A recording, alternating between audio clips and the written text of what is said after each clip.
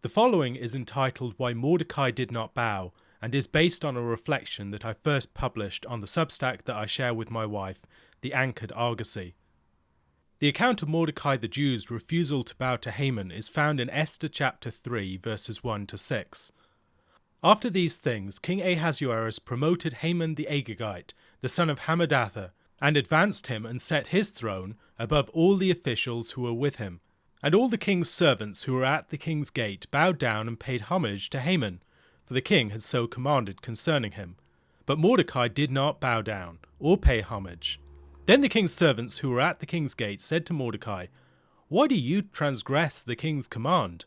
And when they spoke to him day after day, and he would not listen to them, they told Haman, in order to see whether Mordecai's words would stand, for he had told them that he was a Jew. And when Haman saw that Mordecai did not bow down or pay homage to him, Haman was filled with fury, but he disdained to lay hands on Mordecai alone. So as they had made known to him the people of Mordecai, Haman sought to destroy all the Jews, the people of Mordecai, throughout the whole kingdom of Ahasuerus. No clear explanation for Mordecai's refusal to bow to Haman is given within the text, so readers and commentators have been left to speculate concerning his reasons, reading between various lines. The moral character of Mordecai's refusal to bow has also been much debated.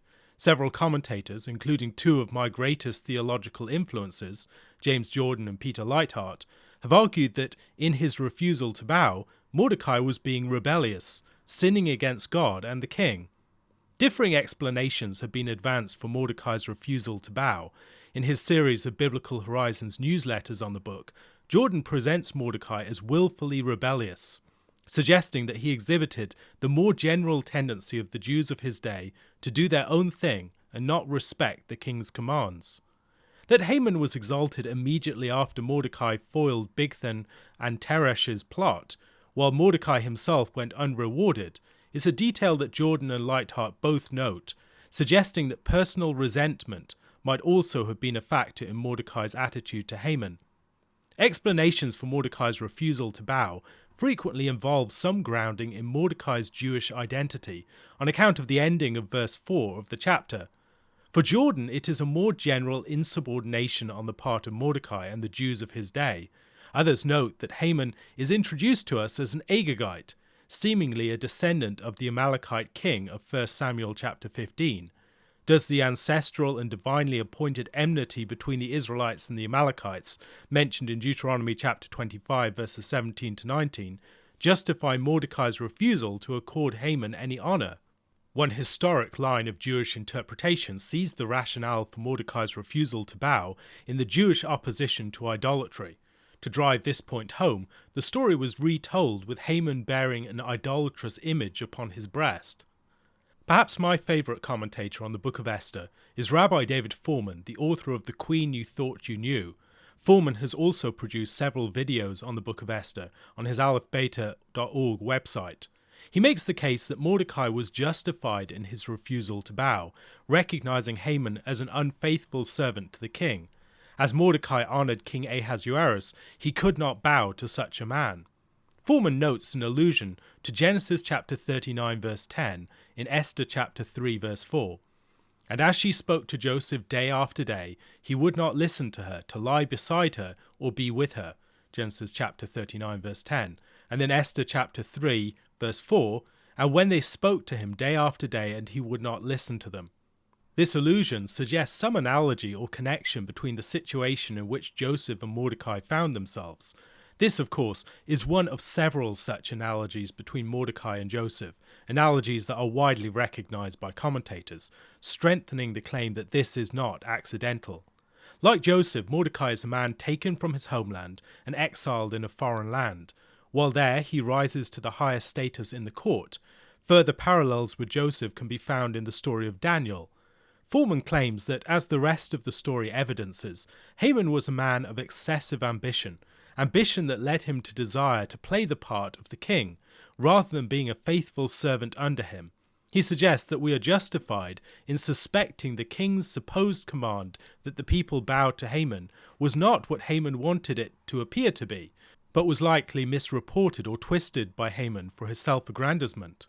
While it is possible that the allusion to the story of Joseph might be inviting a contrast rather than a comparison between the two characters, one reflecting unfavourably upon Mordecai, this seems unlikely.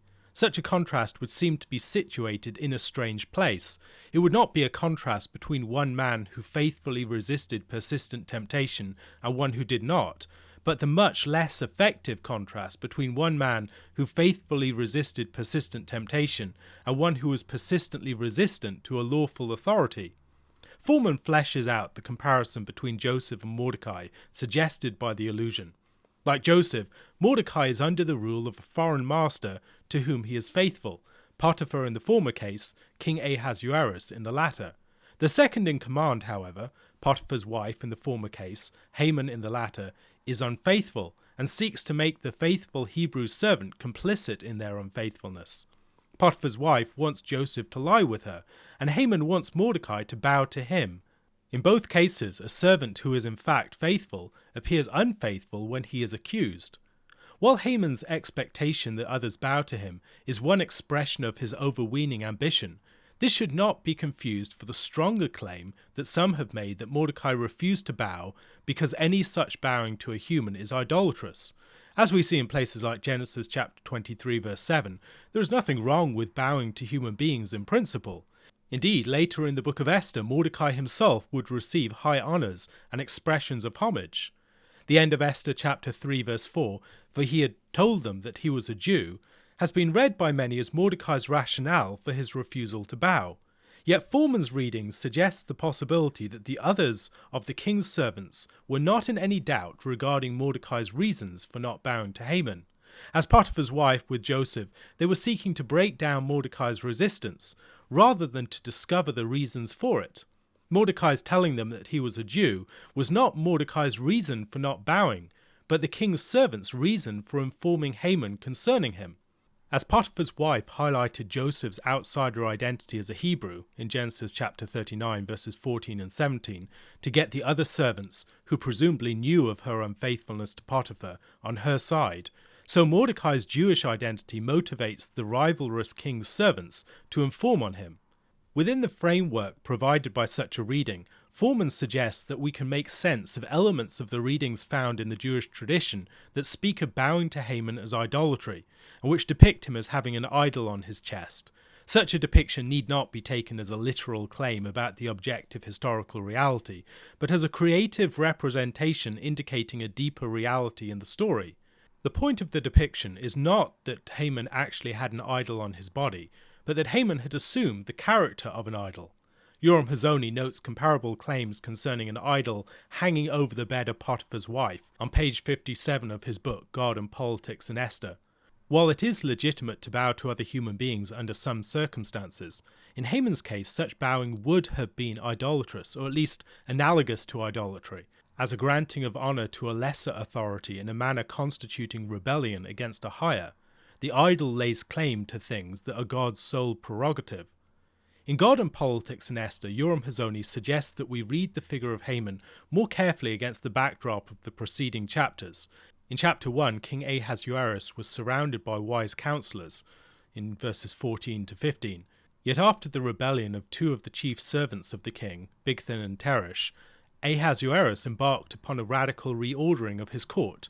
Queen Vashti's removal from office after her rebellion occasioned the elevation of Esther, a woman who was not of one of the noble families of the kingdom, perhaps a reaction to the situation with Queen Vashti designed to curb the power of such families. And Ahasuerus' reordering of his court after the failed coup of Bigthan and Teresh was even more far-reaching. In place of his many advisers, Ahasuerus appointed just one man over them all, Haman the Agagite. One could perhaps compare the situation to President Paul von Hindenburg making Adolf Hitler Chancellor of Germany and the subsequent passing of the Enabling Act, paving the way for the rise of a dictator, Hindenburg's reduction to something arguably nearer to a puppet, and the radical transformation of the German polity into a totalitarian system under the cult-like dominance of Hitler and his party. Within the new Persian regime, while Ahasuerus remained the figurehead, actual power was increasingly wielded by an unrivaled and unchecked Haman, the Grima worm-tongue to Ahasuerus' King Theoden. With the rise of Haman, Hazoni argues, Persia was lurching in the direction of a form of totalitarianism. As many have recognised, in such situations of concentrated and monopolistic power, the state and its most powerful leader can quickly assume an idolatrous status. Continuing the analogy, one might compare Mordecai's refusal to bow to Haman to August Landmasser's alleged refusal to perform the Nazi salute at a rally. Haman's attempt to enact state-sponsored genocide and his extrajudicial attempts to kill opponents might invite further comparisons. Within this reading, Mordecai appears as a brave, isolated figure of dissent in an illegitimate regime, resisting the immense wave of social pressure supporting it and courageously putting his own life in jeopardy. Such a reading, it should be noted, is certainly reading between several lines, especially in its more developed form, within which there is a lot of speculation. As the explicit details of the text leave many questions unanswered, such reading between the lines is something which every proposed understanding of Mordecai's actions engages in. What matters is whether our readings, arrived at through close inductive consideration of the text, and our more elaborate speculations, make good sense of the text. To make good sense of the text, they must give a strong account of both what the text says and what it does not say. Our reading of the text will have the character of a hypothesis and will be tested by how effectively it explains the text in front of us. Readings whose weight of meaning rests overmuch upon details that are absent from the text are poor, for instance. If we were to argue that Mordecai did not bow to Haman because Haman was literally wearing an idol on his chest, the centre of gravity of such a reading would no longer be firmly situated above the actual text. The Book of Esther itself makes no reference to such an idol, and it would be profoundly unstable for that reason. If we are trying to make sense of the text by positing an explanatory detail about which the text is entirely silent and to which it makes no allusion, the text itself would seem to be lacking. While we should be wary of claiming that our particular reading of a text such as Esther, whose interpretation requires so much uncertain induction, hypothesizing, and speculation, is the one way that it must be read, it is evident that some readings are better than others, and that different readings have both their points of strength and weakness. We need to be aware of those places where our readings become more speculative, and also be alert to the elements of our readings that are load-bearing, and those elements that are speculations upon which little of weight rests, and which might readily be abandoned with little loss. Here are a few of the considerations that weigh upon my own reading of this text, inclining me towards a position closer to that of Rabbi David Foreman, and away from the claims of James Jordan concerning Mordecai's rebellion. I should note that, as one would expect, Jordan's commentary on the book is packed with insight, and that even though his reading of Mordecai and his actions has significant impact upon his broader interpretation, even those differing from him on this point will find much of great value in his treatment. Many of the considerations I will mention have to do with effective storytelling. The Book of Esther is not merely a bare and artless record of historical events.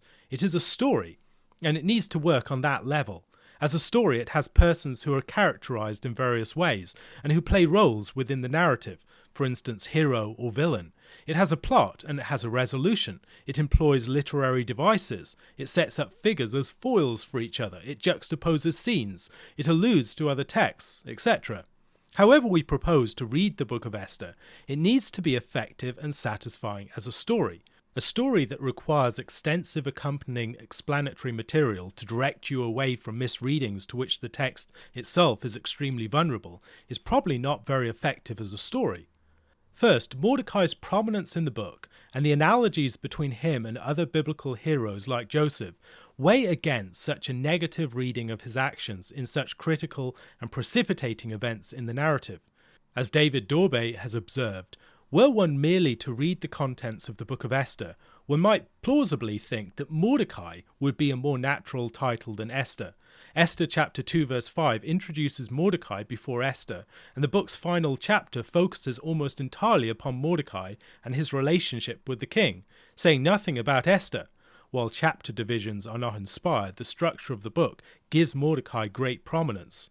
Mordecai's actions precipitate the central drama of the book, and as Foreman argues, it is Mordecai's wise plan that secures its ultimate resolution. Though essential, Esther's bravery was not sufficient to overturn Haman's edict. If Mordecai were indeed a rebellious, resentful, and insubordinate man, as Jordan paints him, his broader place in the book might be difficult to account for. A reading of Mordecai's actions as heroic would move more naturally with the seeming grain of the text, within which he seems to play a narrative role of heroic protagonist. Second, where Mordecai's less disputed actions are seen, they would seem to characterize him as a hero. He is a committed guardian of Esther, whom he adopted as an orphan.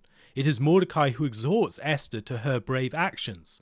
Mordecai seems to be a faithful and courageous servant of the king when he exposes the treachery of Bigthan and Teresh. He is the shrewd counsellor and prudent vizier who brilliantly frustrates Haman's plot with his counter-edict and wisely manages the kingdom. Such details suggest that he is wise, righteous, courageous, principled, and loyal. While people can definitely act imprudently or do things that are out of character, where clear indications to the contrary are lacking, we will naturally presume that they are acting according to what we already know about their characters. Third, immediately before Mordecai's refusal to bow, he is presented as a more than faithful servant of King Ahasuerus. He reveals a plot to kill the king, presumably at some risk to himself. Revealing the treachery of high officials, Bigthan and Teresh might be among the officials mentioned in chapter 1 verse 10 and 13, perhaps Bigtha and Tarshish, was likely a dangerous venture, making him a potential target for some powerful people and requiring considerable courage on Mordecai's part. He's probably made some enemies. That someone prepared to engage in such brave action in service to Ahasuerus would be engaged in willful and reckless rebellion against the king's commandment only a few verses later is strange indeed. It certainly invites questions.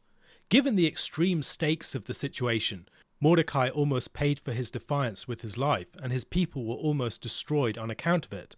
We must suppose that he was exceedingly stupid, willfully reckless, or courageous and principled. Most commentators opt for the final option, although some consider Mordecai to have been motivated by misguided scruples. There is nothing to suggest that Mordecai's refusal to bow was a more general posture of insubordination. He had just exposed the plot against the king, nor that it arose out of more general scruples about idolatry. Had it arisen from sincere yet misguided scruples, one imagines it would have been handled rather differently. If such scruples were at play, Mordecai might also have resisted the honours that he was granted in chapters 6 and 8. For that matter, both Mordecai and Esther are named after pagan deities, Marduk and Ishtar, so if a distinction between an idolatrous name and a faithful and righteous bearer, such as Mordecai or Esther, could be made in their case, surely a distinction between an official to whom you grant honour and an idol to which you do not could be made in the case of Haman. Fourth, if we decide to regard Mordecai's refusal to bow to Haman as a reckless and willful act of rebellion that almost cost the lives of his entire people, this interpretive move will need to be followed through consistently. The Mordecai that we see later in the book, in chapters 8 to 10, is a man of immense wisdom and prudence, entrusted with much of the management of an empire, hardly what we would expect of a resentful, insubordinate and reckless man, a man of stupidity and hubris, in Jordan's characterization. In Jordan's reading, there is no clear repentance seen from Mordecai. While some have suggested that his fasting and mourning and his charge to Esther constitutes his repentance, Jordan claims that Mordecai's supposed reckless and willful insubordination to Haman continues beyond this point, as seen in his commentary on chapter 5 verse 9. Even Mordecai's charge to Esther in chapter 4 is regarded as Mordecai thinking merely politically. By the logic of Jordan's reading, Mordecai would also seem to be utterly unfit for the high office he later comes to enjoy. We might regard Mordecai as a recipient of mercy and grace on account of Esther's faithfulness and courage, by which he has spared the natural consequences of his rebellion and granted a positive outcome. However, without a radical transformation of his allegedly stupid and hubristic character, he would be very unsuited for the government of the kingdom. We must also consider the way that he spurred Esther towards her courageous actions. Fifth, the way that the character of Haman serves as a foil for the character of Mordecai presents serious problems for attempts to characterize Mordecai as a stupid and hubristic man. Haman is a comically evil man, elevated at the time when Mordecai should have been, who gets an extreme comeuppance, being hung on the gallows he had prepared for Mordecai in chapter 7 verse 10, Mordecai gets placed over Haman's house in chapter 8 verse 2. Mordecai is raised to the rank of vizier from which Haman was removed. In chapter 6, by the king's express command, Haman is made to honour Mordecai, who had refused to honour him according to the king's supposed command in chapter 3. Mordecai, on account of his refusal to bow, gains Haman as an opponent, and their respective fortunes are intertwined and contrasted throughout. There are several considerations of good storytelling here. Esther is manifestly a story of radically reversed fortunes, with Mordecai elevated at the end and Haman destroyed. This ending must serve as a fitting resolution of whatever the plot and themes of the book are. Yet if the drama is chiefly precipitated by Mordecai's wronging of Haman, as Jordan suggests, such a resolution is far from satisfying. That Mordecai's sin and reckless folly would lead to such extreme blessing seems inappropriate. Haman has the worst of ends, and Mordecai the best. Not only does Mordecai not really receive a slap on the wrist as a character, he ends up receiving the status of the guy he supposedly wronged and rebelled against. This seems like dramatic vindication and reversal. If Mordecai had sinned, this would undermine the moral force of the text relative to it.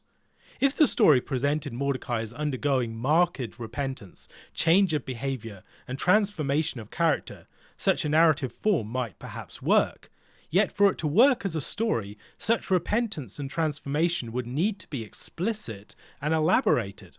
Further, as our hearing of a story and our understanding of events and characters within it will be shaped by our knowledge of how things turn out, Mordecai's refusal to grant honour to a man who ends up planning a genocide and being removed from his office by the king will seem justified in the hearer's hindsight, irrespective of whether it was justified at the time. Divergent outcomes are a typical way in which biblical narratives cast judgment upon events. That Mordecai's refusal to bow precipitates events that lead to Haman's downfall and Mordecai's elevation to high status in the kingdom suggests that Mordecai's refusal, however we understand it, ought to be regarded in a positive light. Reading Mordecai as offender and Haman as victim in this episode makes it difficult for Esther to work effectively as a story. When large plot twists enable protagonists to avoid the moral weight of their actions and choices, we can feel that a narrative is cheating us. For instance, when a married protagonist gradually develops romantic feelings for another character, the protagonist's wife can come to occupy the position of an obstacle. A narrative that avoided reckoning with the moral weight of such a protagonist's adulterous desires and actions, removing the obstacle of their wife through some plot contrivance, would grant the protagonist and the audience the fulfillment of their desire for an adulterous relationship, while dulling their sense of the sinful character of that desire. If a sinful Mordecai refused to honour Haman and then went on to receive Haman's office, while Haman was removed and executed on account of his villainy, Haman's evil response to Mordecai's provocation would have granted Mordecai the full realization of his hubris and his insubordination to Haman, without the moral weight of Mordecai's rebellion truly having been registered. Such a story, at least without extensive attention to Mordecai's repentance, the renovation of his character, and the consequences of his persistent sin, would seem to have at least an amoral character. Sixth, the narrative alludes to the story of Joseph in the house of Potiphar at a key point. Mordecai's refusal to bow to Haman is recounted in language clearly recalling Joseph's refusal to sleep with Potiphar's wife. A satisfying reading of the narrative must account for such significant details, explaining how they serve and advance the story. A straightforward reading of such an allusion, especially when coupled with the broader analogies between them, would suggest that Mordecai's refusal to bow is somehow an act of courageous faithfulness like Joseph's. Joseph's situation in Genesis chapter 39 is somehow illuminating of Mordecai's situation in Esther chapter 3. Foreman's reading is at its strongest here, taking a widely neglected yet significant detail in the text and working with its grain to develop an expansive account of the connection between the two narratives. Jordan, notably, does not, to my knowledge, provide any account of this detail. Putting the pieces together, the following is a rough, speculative account of the story of Esther. While it ventures into more conjectural reading at several points, the chief claims are grounded in the details of the text and the form of the narrative. Mordecai the Jew is daily walking around the court, which enables him to communicate with Esther. He likely holds some sort of office, seemingly being counted among the king's servants. As he does so, he comes to see and overhear a lot of what is going on in the shadows of King Ahasuerus' court, including the rebellion planned by Bigthan and Teresh. Ahasuerus' court is a place of intrigue and suspicion. There are several traitors and unfaithful servants within it, along with a lot of rivalry and ambition. Being a brave and faithful man, Mordecai exposes the plot. However, Mordecai's revelation of the plot likely did not win him many friends.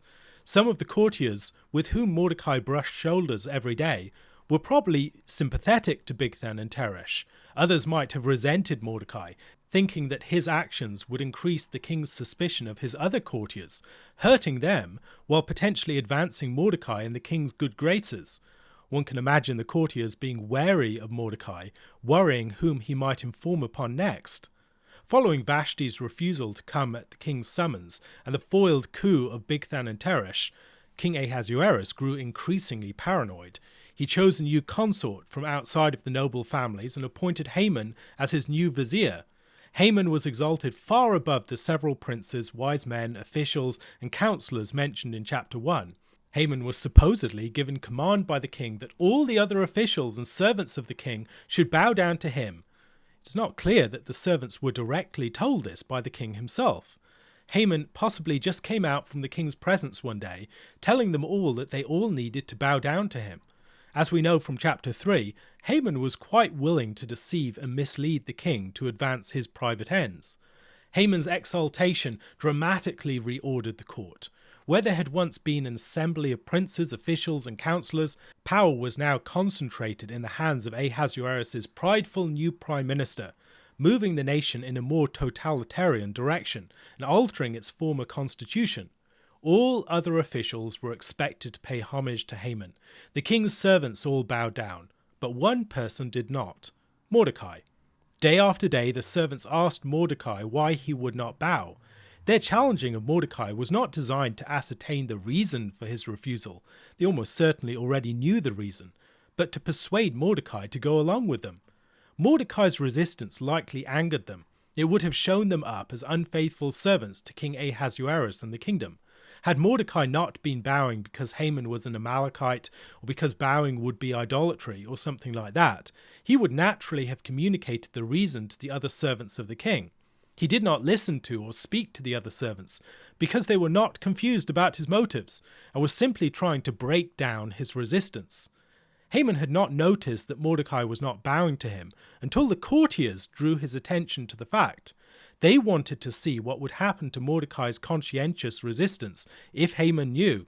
That Mordecai was a Jew was a key motivation for them. He was an ethnic outsider and untrusted and disliked for this reason. Haman was furious once they brought this to his attention. However, he could not easily tell King Ahasuerus that Mordecai was refusing to bow to him and seek to destroy Mordecai as a result. This might have exposed Haman and his own ambitions a little too much. Haman loved the trappings of royalty and high office. When he thought he had the opportunity in chapter 6, he wanted to play dress-up as the king and receive the homage due to the king himself. On that occasion, he could sufficiently veil his own ambitions by speaking about the one whom the king delighted to honour, secretly presuming it to be himself. Here, though, admitting that he was daily getting the king's servants to render extreme homage to him and was seeking to execute someone for failing to do so, might have been a bit compromising for Haman. While Ahasuerus was increasingly functioning as a puppet for Haman, it was important that Ahasuerus not be alerted to that fact. It would be much easier not to mention Haman at all, and to focus on the whole Jewish people instead. This would give the satisfaction of ultimate vengeance against an opponent, while also protecting Haman from uncomfortable lines of questioning by the king. Mordecai's refusal to bow makes a bit more sense when we consider the possibility that, being privy to the daily conversation of the courtiers, observing the radical change in the royal court and the rising cult of rule surrounding Haman, he rightly regarded Haman as illegitimate, as an unfaithful servant, and the homage he was demanding as verging on idolatry. He knew that Haman was quite untrustworthy and perhaps suspected that the supposed word he had received from the king, that all the king's servants must bow to him, was not in fact accurate, or was obtained under false pretenses. In refusing to bow to Haman, Mordecai was actually being the one faithful servant of the king and the kingdom. The other courtiers knew Haman's character. However, not bowing was very dangerous and would jeopardize their own safety and career prospects. Perhaps Mordecai's resistance made their consciences feel uneasy. Perhaps it raised the possibility of unsettling questions being raised about their own loyalties, were the situation to become known to the king. Mordecai had already revealed one plot. What if he were one day to expose Haman? They needed his complicity. Although they claimed that it was the king's command that was being disobeyed, they knew better than to tell the king himself. Haman was known to play fast and loose with the king, not telling the king things that he needed to know, obtaining things under false pretenses, using the authority of state for his own personal advancement, and likely misrepresenting the word of the king to others. Like Joseph in the house of Potiphar, Mordecai was faithful to his master by resisting an unfaithful second in command. As Joseph's fellow servants sided with Potiphar's wife, likely out of fear, envy, and resentment, so Mordecai's fellow servants informed Haman about his resistance. As I have already noted, several aspects of this hypothesis are quite speculative. For instance, while we know that Mordecai had first-hand awareness of rebellion in Ahasuerus' court, the text itself gives us no suggestion that Mordecai knew that Haman was secretly planning a coup. Nevertheless, when we consider the way that Haman's later actions reveal his character, manner of rule, and ambitions, I believe that we are quite justified in wondering whether Mordecai recognized these things in advance. If he had done so, his rebellion might seem to have been justified. Besides Haman's own character, we should also consider whether his rapid elevation over all others represented a shift to a form of government in which a totalitarian concentration of power produced excessive demands for homage that were tantamount to idolatry. The book of Daniel, in the stories of the fiery furnace and of the lion's den, gives accounts of governments whose rulers demanded totalitarian subservience and honor, which the faithful resisted. Notably, the story of the lion's den is also a story of something akin to an internal coup, where rivalrous and resentful officials sought to make the king a puppet in their scheme to remove Daniel. The true faithful servant is the one who won't grant the king or any of his officials undue honor, while honoring them in all else. Perhaps the faithful servant is also a man who is prepared to resist the king's word when he knows that it has been unrighteously obtained with the intent of subverting the king's will. Thank you very much for listening. If you want to read this and other reflections, you can do so on the Anchored Argosy, the Substack that I share with my wife Susanna. If you would like to support this and other work that I do, please consider doing so using the Patreon or the PayPal links below. God bless and thank you for listening.